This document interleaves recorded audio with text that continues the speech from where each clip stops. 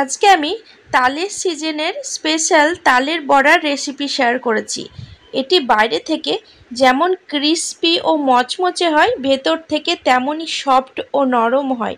খেতে ভীষণই মজার হয়। তো পুরো ভিডিওটি দেখার অনুরোধ করছি। অনেকে আছেন যারা বড়া বানাতে গেলে কিন্তু মনের মতো হয় না, সেক্ষেত্রে পরিমাপগুলো সঠিক দেবেন, দেখবেন খুব সুন্দর বড়া তৈরি হয়ে যাবে। তো বড়াগুলো বানাবো তার জন্য তাল এখানে দেখতে পাচ্ছেন একটি ছোট সাইজের নিয়েছি। তো তালের খোসা প্রথমে ভালো করে ছাড়িয়ে নেব। তো খোসা কিন্তু ছাড়িয়ে নিয়েছি। এবার তালটাকে ভেঙে নিয়েছি। এখন হাফ টেবিল চামচ মতো লবণ এই তালের শাঁসের মধ্যে কিছুক্ষণ সময় নিয়ে ভালো করে মাখিয়ে রাখবো। এতে তালের শাঁসগুলো নরম হয়ে যাবে আর এ থেকে মাড়ি খুব সহজে বেরিয়ে আসবে। তো একটি গ্রেটারের সাহায্যে আমি কিন্তু মাড়ি খুব সুন্দর বার করে নিয়েছি, দেখতে পাচ্ছেন।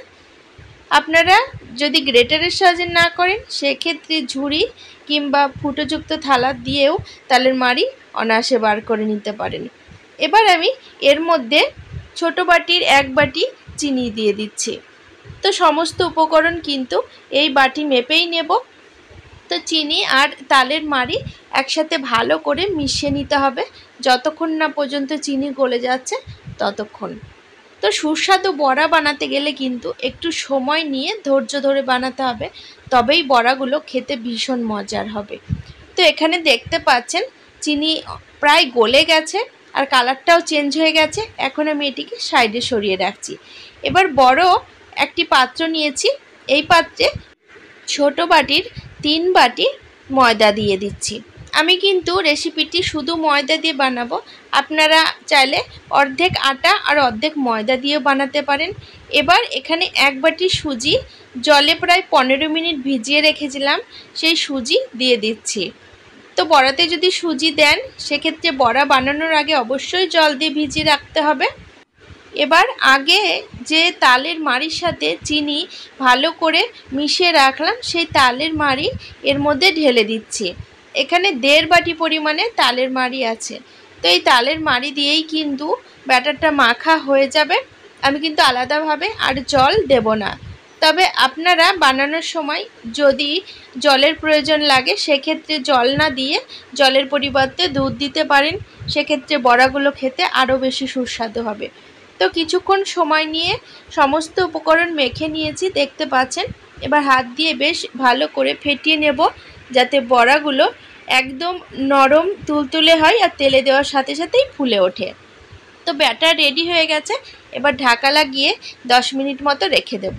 তো 10 মিনিট পর ফিরে এসেছি আর ব্যাটারটা আবারও হাত দিয়ে ভালো করে 2 থেকে 3 মিনিট এইভাবে ফেটিয়ে নিতে হবে। বন্ধুরা, ভিডিওটি কেমন লাগলো সেটি অবশ্যই কমেন্ট বক্সে জানাবেন। আর ভিডিওটি ভালো লাগলে অবশ্যই একটি লাইক করে দেওয়ার অনুরোধ রইল। তো এখানে ব্যাটার একদম রেডি বড়াগুলো ভাজার জন্য। এদিকে কড়াইয়ে তেল গরম করে নিয়েছিলাম। এই তেলের মধ্যে হাতে অল্প অল্প ব্যাটার নিয়ে এইভাবে বড়ার আকারে দিয়ে দিচ্ছি। এবার মিডিয়াম টু লো ফ্লেমে বড়াগুলোকে ভালো করে ভেজে নেব। তো তালের বড়া সর্ষের তেলে ভাজলে কিন্তু ভীষণই স্বাদ ভালো হয় খেতে। তো বন্ধুরা, রেসিপিটি ভালো লাগলে অবশ্যই আমার সাথে থাকবেন। আর আমার সাথে থাকার জন্য চ্যানেল সাবস্ক্রাইব করে বেল নোটিফিকেশনটা অবশ্যই অন করে রাখবেন, তাতে আগামী দিনে আমি যখনই নতুন ভিডিও আপলোড দেব তার নোটিফিকেশন আপনারা সবার আগে পেয়ে যাবেন আর ভিডিওগুলো কিন্তু সবার আগে দেখতে পাবেন। তো তেলে দেওয়ার কিছুক্ষণ পরে দেখতে পাচ্ছেন বড়াগুলো একদম ফুলে উঠেছে, দেখতে কিন্তু খুব সুন্দর লাগছে আর কালারটাও হালকা চেঞ্জ হয়ে গেছে। এখন আমি এগুলোকে তেল থেকে তুলে নেব, আর বেশি ভাজবো না।